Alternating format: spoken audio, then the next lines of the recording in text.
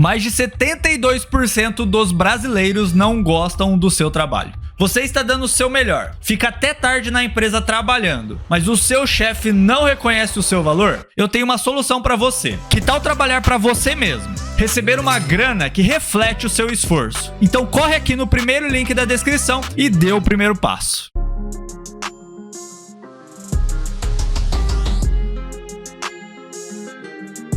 Você ajoelhar pra bater uma foto e já aproveitar pra filmar isso aí. Tá vendo? O Wesley Tá aí, falou, e o tá cara é o bom. maior Uma sacada neurocientista legal, aí uma do sacada Brasil. legal. Eu achei, eu dei uma leve arrepiada quando você falou agora, sabia? É. Eu arrepiei. boa. Meus parabéns então pro novo Parabéns aí. Obrigado, noivo gente. de vocês. Valeu. Tá bom?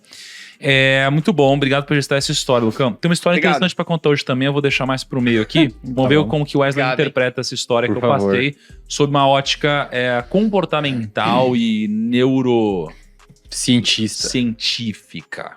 Científica. Mente, sei lá. Tá bom, vamos lá. Wesley, pra começar, você deixou pra trás a bebida, a farra, bebedeira Cigarro. e cigarro e você conseguiu se viciar em ler e estudar, é isso mesmo? Isso mesmo, cara.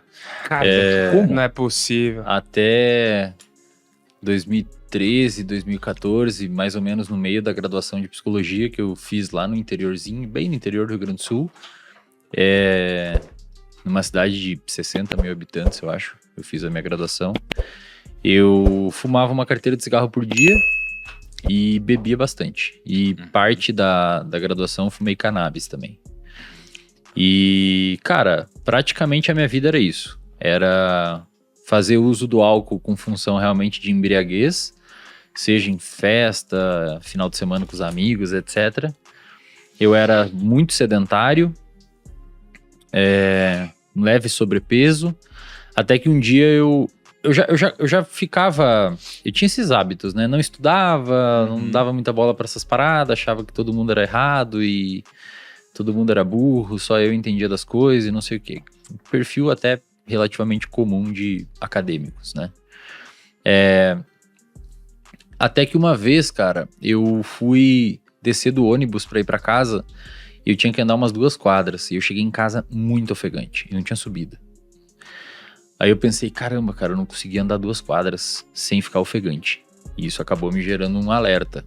Eu, pô, mas, sei lá, se eu tenho que correr de um ladrão, se eu tenho que... Não tenho nem condicionamento minimamente para sobreviver numa, sei lá, na selva. Se fosse no antepassado, eu seria excluído pela seleção natural das espécies. E ali eu comecei a ficar um pouco incomodado. E normalmente, Thiago, a mudança de hábito, as pessoas muitas vezes perguntam, pô, qual que foi a virada de chave? O que você fez ali que virou sua chave? Eu sempre falo que mudança de hábito ela é uma coisa gradual.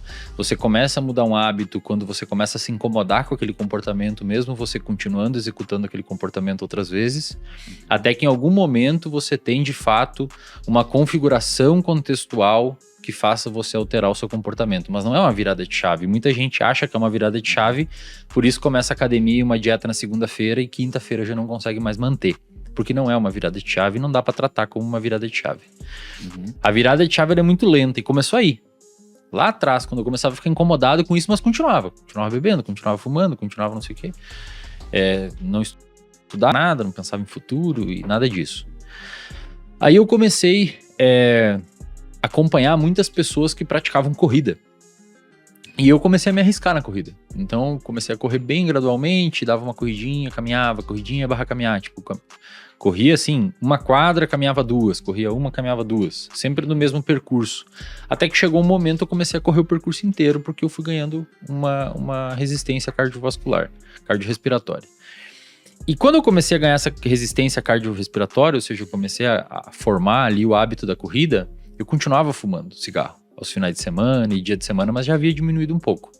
Até que em algum momento eu queria começar a pensar em construir uma estrutura de corrida para competir a nível amador mesmo, para tentar finalizar uma provinha de rua qualquer. E o cigarro estava me atrapalhando.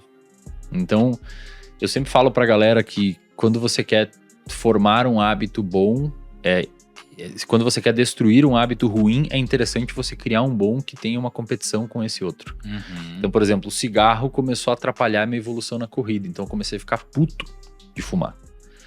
Falei, pô, não acredito, cara. Porque antes fumar cigarro pra mim tinha uma função.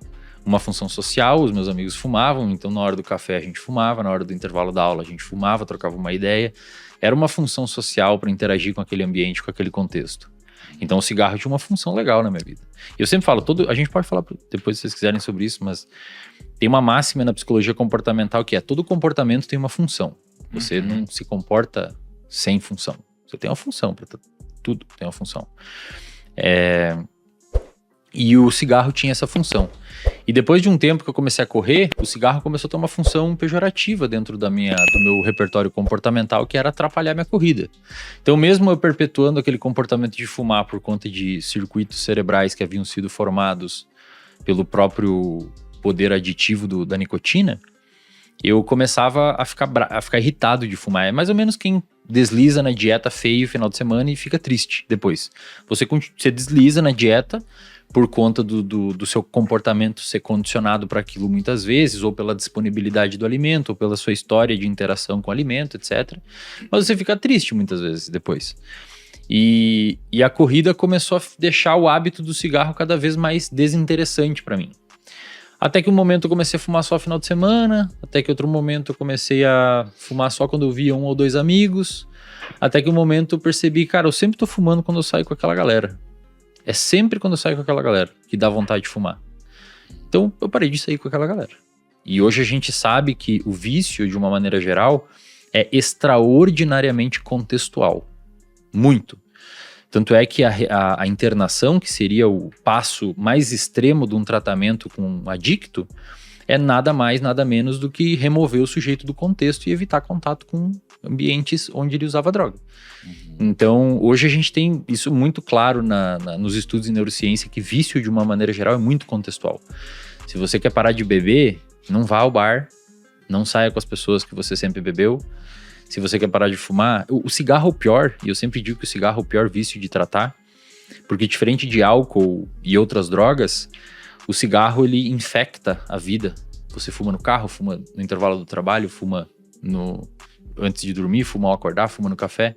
Bebida é diferente, você bebe em lugares específicos, então é mais fácil isolar aquelas variáveis. Cigarro, ele infecta a sua vida, é muito difícil.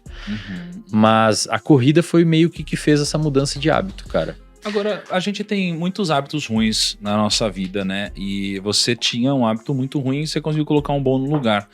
E você falou que muitas vezes o que começa a dar esse gatilho, né? De começar aos poucos a ter essa motivação de mudar um hábito, de deixar um hábito ruim, é o próprio incômodo que é gerado pela consequência.